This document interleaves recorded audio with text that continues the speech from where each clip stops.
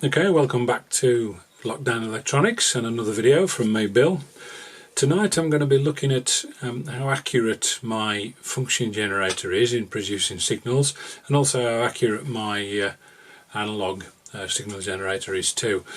Now, I've spent a fair amount of my professional life involved with quality and quality control, and a lot of the instruments and machines used there are calibrated, and they're calibrated professionally against known national and international standards, so there's a level of accuracy.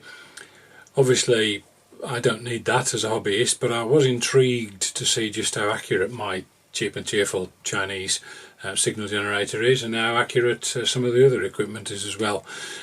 So I thought maybe a good way to do that would be to compare it with some known transmissions which I think I can safely assume are going to be reasonably accurate.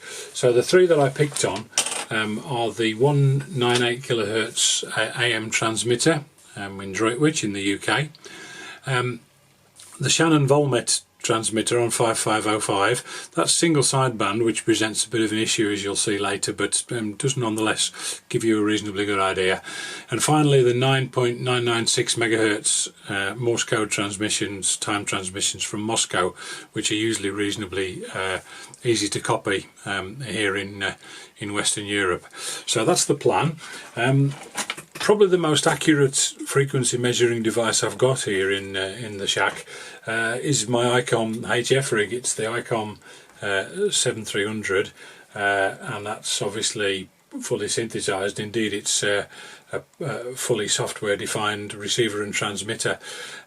So in a sense it doesn't matter how accurate the receiver is. I'm relying on the transmissions being accurate and comparing what I'm producing. I think what I've also learnt is that that receiver's pretty accurate too. So let's get into it and see how we get on.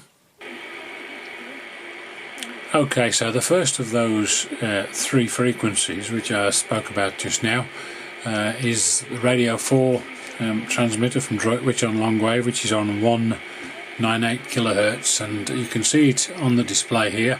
It's pretty quiet. It's about 7:45 in the evening. Long wave is pretty quiet, but what you can see not quite nicely here is you can see the carrier frequency centered pretty much exactly on the 0.198 megahertz line, or 198 kilohertz if you like. And what I'm going to do now is I've got the digital function generator producing a sine wave, and I've got it running into a dummy load which is just sitting next to the ATU of this transmitter, so you should see that. So I'm going to just bring it across now, so that's, you should start to see it appearing. So those are the so the centre line there is the fundamental frequency produced by the digital counter, and if I go on there to 198, as you can see, it sits exactly over the Radio 4 transmission. So my poor man's calibration for the region around 200 kilohertz, I would say, is pretty much spot on. Okay, let's move on to the next one. Okay, here we are on 5.505 megahertz, and we're now set to upper sideband, and the station that you can hear and also see on the waterfall is Shannon Volmet, transmitted from the west of Ireland. And the difference here, of course, this is slightly harder to use as a calibration tool, although it does give us a rough idea. Of course, this is being transmitted in single sideband, so there is no carrier. Now the HF aircraft transmissions are all on upper sideband, so what we're seeing here is the top half of an AM transmission minus the lower sideband and minus the carrier.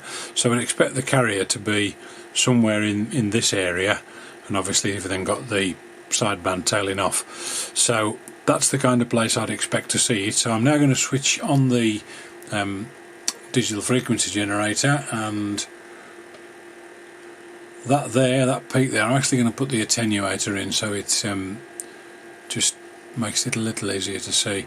So that centre peak there is 5.505 megahertz on the function generator, and as you can see, as anticipated, this is roughly the area you would expect to see that for a single sideband transmission.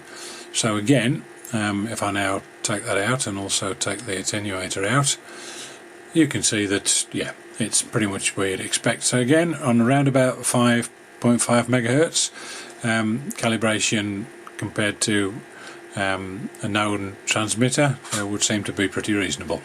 Okay, let's go on to the last one, which is the slightly higher up the band, the CW transmissions from Moscow. Okay, and finally we're listening now to the CW transmissions from Moscow. It's the time code information transmitted in CW on 9.996 megahertz, and as you can see, I'll just turn the noise down a bit. As you can see, 9.996 pretty much exactly where we'd expect it to be, so the radio would appear to agree with the transmitter, so hopefully that's going to give us some kind of sensible calibration. So I've got the function generator tuned to 9.996. now it's actually quite a bit stronger, so I'm just going to put the attenuator on, but as you can see, the Morse is exactly on that centre line, and if I now enable the frequency counter, as you can see, it is actually not exactly on. Let's see exactly where that is. So we're just ever so slightly off, but it's a very, very small amount. So again, I'm quite happy that my hobbyist equipment is reasonably accurate. Obviously don't have national standards to calibrate it against, but this is the best I can manage, but it seems okay. Okay, so slightly different setup I've got here. I've got the frequency, the function generator attached to a dummy load, a very high-tech system there, and I've also got the analog frequency generator also attached here and just loosely coupled to the antenna, and I've got the HF rig sitting there with the waterfall display on.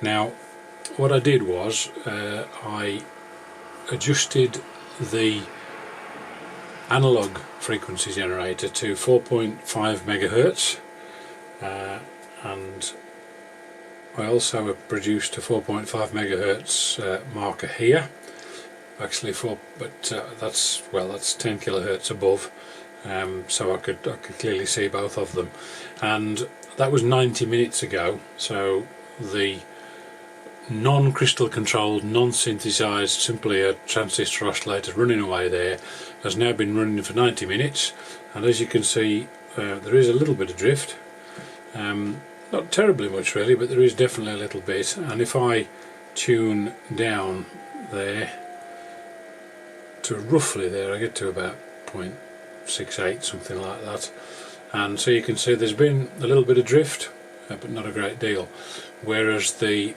digital actually hasn't drifted at all. If I go back to 4500 there, it was ever so slightly to the left of that second marker there on the waterfall, and that is exactly where it is.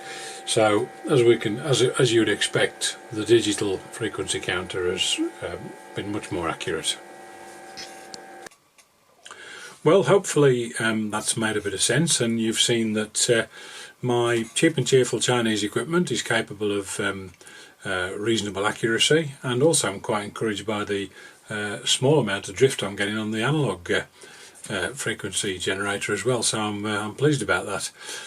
Hopefully that's made some sense, and hopefully it's given you an idea of how you can use external stable sources to try and verify the output of your own equipment. Right, that's it for another video, so hope you've enjoyed it. If you have enjoyed it, please click that thumbs up, that helps me. It'd be great if you could subscribe. Obviously make any comments below and I'll look at those and hopefully respond. And if you've got ideas and suggestions for videos, again, please do put them down below, and do my best to produce something. Thanks very much.